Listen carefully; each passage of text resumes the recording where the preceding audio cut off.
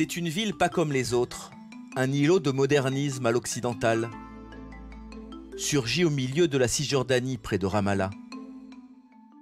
Rawabi, la première ville nouvelle palestinienne. Née dans l'imagination d'un milliardaire il y a 15 ans, elle a accueilli ses premiers habitants en 2016. Rawabi incarne tous les espoirs d'une nouvelle génération de Palestiniens. Nous sommes très fiers de voir Rawabi, c'est un modèle. Nous espérons que toutes les autres villes palestiniennes deviendront comme Rawabi, parce qu'ici tout est très propre, bien réglé. Par exemple, ici on respecte les horaires. Quand on dit 9h, c'est vraiment 9h, pas le 9h arabe. Avec ses larges avenues et ses immeubles flambant neufs, Rawabi ressemble à s'y méprendre à une ville nouvelle israélienne. Tout a été planifié. Chaque appartement est relié à la fibre optique. La ville dispose de tous les services publics et elle est sécurisée par une compagnie privée. C'est un endroit très sécurisé, très sûr. Mais en même temps, nous ne sommes pas une communauté cloisonnée. C'est une ville ouverte pour tous les Palestiniens.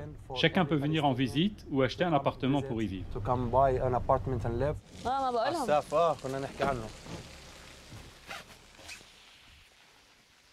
Dans cet immense amphithéâtre, la municipalité de Rawabi organise des concerts géants, comme ici en 2017 avec la star palestinienne Mohamed Assaf.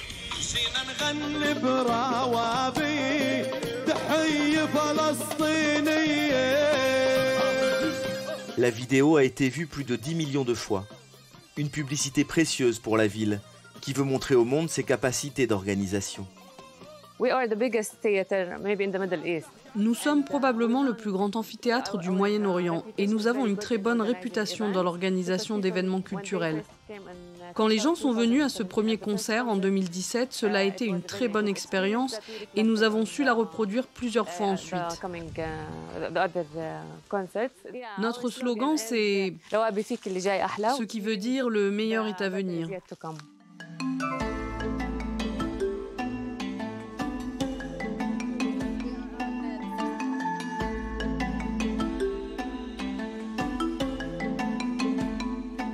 Rawabi, ou la vitrine d'une Palestine moderne et ouverte sur le monde.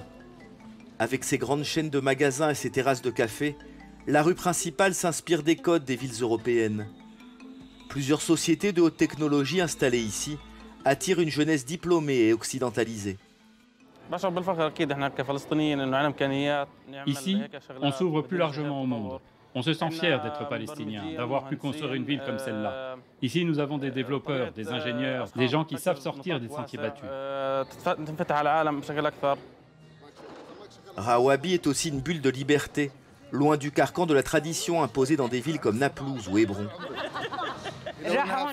Si elle était à Naplouse, elle serait obligée de fermer la veste. Oui, comme c'est vrai dans d'autres endroits en Palestine, les gens doivent se conduire selon la tradition. Mais ici, non, ici, personne ne vous regarde. Et c'est très agréable pour moi en tant que jeune femme. Je peux porter ce que je veux. Je peux me comporter comme je le veux et personne ne me jugera.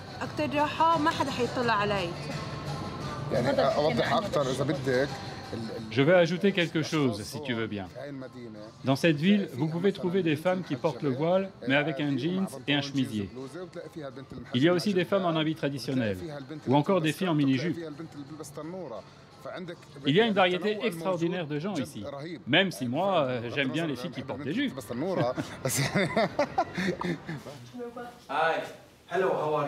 Voici l'homme à l'origine de Rawabi, Bachar El-Masri, richissime homme d'affaires palestinien proche du Qatar. Pour lui, la ville nouvelle dépasse largement le simple enjeu d'urbanisme. C'est un projet politique, destiné à favoriser l'avènement d'un État palestinien. En construisant Rawabi, d'abord nous créons des emplois. Nous procurons un meilleur niveau de vie à notre peuple, une vie rationnelle. Ce n'est pas seulement pour nous. Nous envoyons aussi un message au monde entier.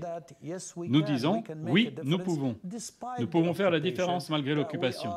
Nous sommes des gens positifs. Nous ne sommes pas une bande de gens violents, comme on est perçu. Nous sommes les constructeurs d'une nation. Nous sommes progressistes. Nous regardons de l'avant pour un meilleur futur.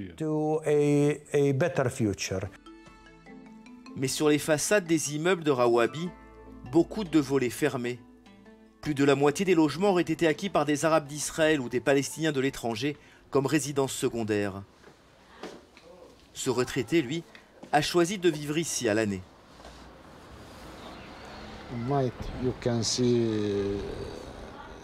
D'ici, vous pouvez voir l'aéroport de Tel Aviv, l'aéroport Ben Gurion. Ancien collaborateur de l'autorité palestinienne, il croit savoir pourquoi Rawabi peine à se remplir.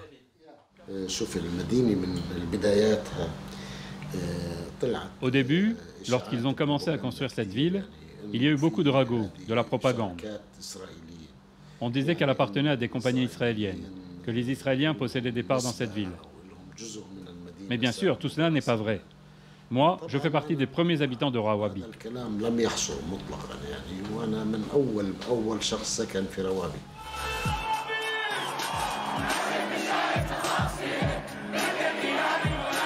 Aujourd'hui encore, Rawabi continue de diviser les Palestiniens. En 2021, après le Covid, la ville a recommencé à organiser des concerts. Or, au même moment, des affrontements opposaient des Palestiniens à l'armée israélienne en Cisjordanie, à Gaza et à Jérusalem-Est. Sur les réseaux sociaux, ce décalage a fait polémique, comme si l'aspiration à la normalité de Rawabi trahissait la cause palestinienne. Ici, les gens souffrent pendant que vous faites la fête. Nous aurions bien voulu que ceux qui se trouvaient à Rawabi, les 100 000 ou 200 000 personnes qui sautaient là-bas, viennent ici à Jérusalem. Peut-être que cela aurait fait sauter les barrages militaires. À terme, Rawabi doit accueillir 40 000 habitants. Autant d'ambassadeurs d'un futur État palestinien selon ses promoteurs. Mais tout autour, les colonies israéliennes aussi continuent de s'étendre.